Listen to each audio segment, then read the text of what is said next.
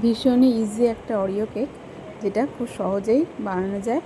আর এতটাই টেস্টি ছিল, এতটাই সফট ছিল, জাস্ট ওয়াও। বাচ্চারা তো ইজি খেতে পারে, এটা ভীষণই হেলদি, আটা দিয়েই তৈরি।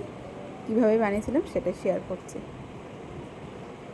প্রথমে আমি একটা পাত্র নিয়েছি, তার মধ্যে দেব 1/2 কাপ জ্যাগারি পাউডার, আর দিয়েছিল 1/4 কাপ টক দই, 1/4 কাপ সয়াবিন তেল।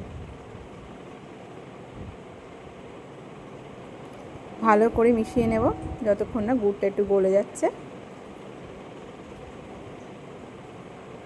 একটু ভালো করে ফেটিয়ে নিয়েছি। ব্যাস, এবারে দিয়ে দেবো 1 কাপ আটা। 1 কাপ আটা দিয়েছি আমি এখানে। দেবো 2 টেবিল চামচ গুঁড়ো দুধ, আর দেবো ভ্যানিলা এসেন্স, আর বেকিং পাউডার দেবো 1 টেবিল চামচ, আর 1/4 টেবিল চামচ দেবো বেকিং সোডা। শুকনো উপকরণগুলো খুব ভালোভাবে মিশিয়ে নেব।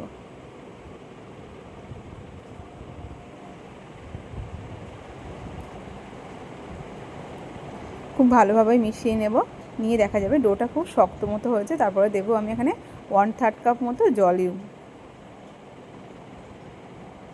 জলটা দিয়ে আস্তে আস্তে মিশিয়ে নিতে হবে। এখানে চাইলে জলের পরিবর্তে দুধও ইউজ করা যেতে পারে। তাহলে 1/3 কাপ মতো দুধ দিলে এখানে হয়ে যাবে। ব্যাটারটা আমার তৈরি হয়ে গেছে। এবার একটা কেক টিন নিয়েছি, তাতে তেল ব্রাশ করে নেব। তেল ব্রাশ করে তারপরে দিয়ে দেবো বাটার পেপার। এবারে যেহেতু এটা অরিও কেক, তাই জন্য আমি অরিও বিস্কুটের একটা প্যাকেট ভালো করে গুঁড়ো করে নেব। একটা ভারী কিছু সাহায্যে গুঁড়ো করে নিয়ে তারপরে কেকের মধ্যে মিশিয়ে দেব।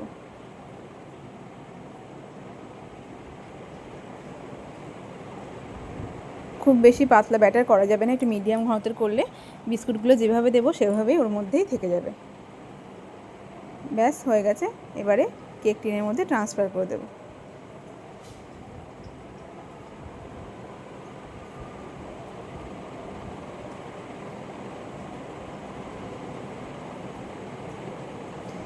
এবারে ভালো করে একটু ট্যাপ ট্যাপ করে দিতে হবে, যাতে ভেতরে কোনো লাম্পস না থাকে।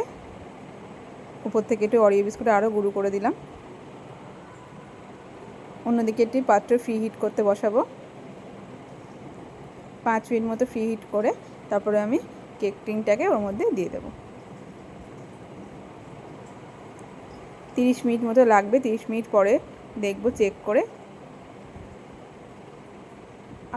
আর কিছুক্ষণ রেখেছিলাম, 5 মিনিট মতো। ব্যাস, 5 মিনিট পর দেখলাম একদম তৈরি হয়ে গেছে। 35 মিনিটে আমার কেকটা তৈরি হয়ে গেছিলো। টাটা।